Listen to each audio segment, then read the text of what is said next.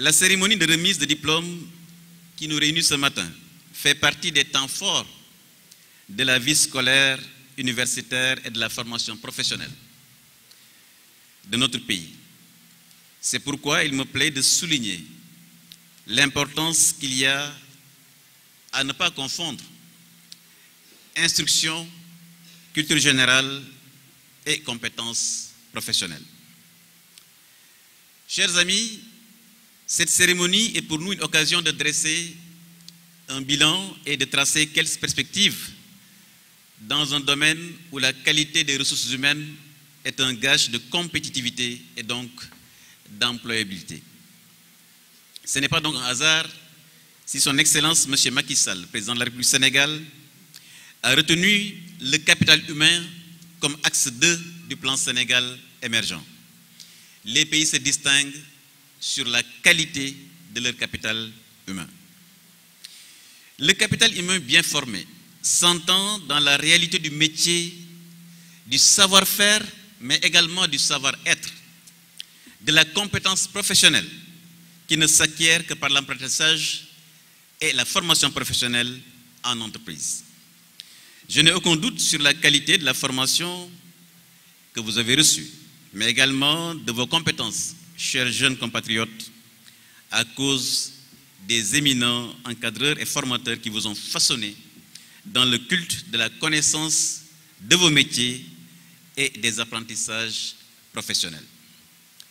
Comme vous le savez, chers amis, le secteur du tourisme et des transports aériens connaît un certain dynamisme qu'il convient de conforter et d'amplifier en vue de donner corps à cette importante mesure du chef de l'État de mettre dans le même ministère le tourisme et le transport aérien.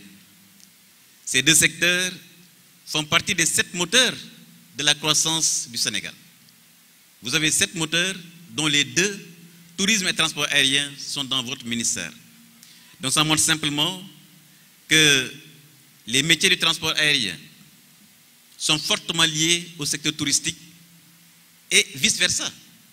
Autrement dit, vous ne pouvez pas développer un tourisme si les touristes ont du mal à accéder aux destinations touristiques. Donc nous avons donc une synergie à développer entre le tourisme et le transport aérien. Et je voudrais donc compter sur les professionnels qui sont là, mais également nos futurs cadres qui sont les jeunes que nous célébrons aujourd'hui.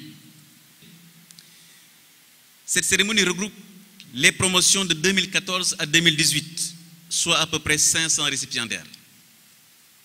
Elle a aussi l'avantage d'intervenir dans un contexte particulier, où 150 employés d'un campement villageois et des guides locaux, parmi les acteurs de la Casamance, sont en train d'être formés. Et j'ai félicité tout à l'heure le directeur Thior. Nous voulons que notre pays soit une référence touristique mondiale. Nous devons insister sur l'excellence, sur la performance. Et je suis tout à fait heureux de constater justement que le classement des établissements d'hébergement touristique accueille un accueil favorable auprès des professionnels. Pour conclure, je voudrais simplement, mesdames et messieurs, dire quelques mots à l'endroit de nos brillants récipiendaires, nos chers élèves.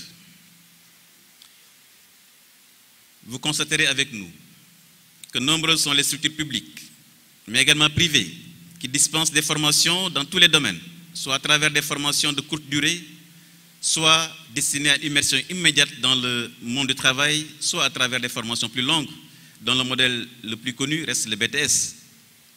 Le directeur me disait tout à l'heure que certains parmi vous sont déjà recrutés par des compagnies aériennes ou des hôtels. C'est une excellente nouvelle. Il convient donc d'encourager et d'accompagner les formations d'un niveau supérieur, notamment celles qui sont enseignées dans les universités de Ziguinchor, Thiès, Saint-Louis et Dakar, qui contribuent fortement à rehausser le niveau de la formation professionnelle de haut niveau dans le monde du travail. Je voudrais également vous informer, chers jeunes récipiendaires, que l'État du Sénégal a engagé la construction, comme l'a dit M. Diallo tout à l'heure, de 3 centres de formation qui seront livrés prochainement.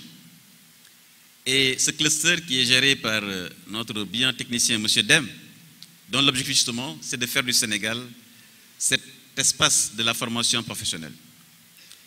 Je voudrais donc vous dire qu'en plus de votre compétence professionnelle, chers jeunes récipiendaires, armez-vous également de votre déontologie, la déontologie du métier. M. Ndiaye le disait tout à l'heure, un hôtelier connaît beaucoup de choses. Donc la compétence ne suffira pas.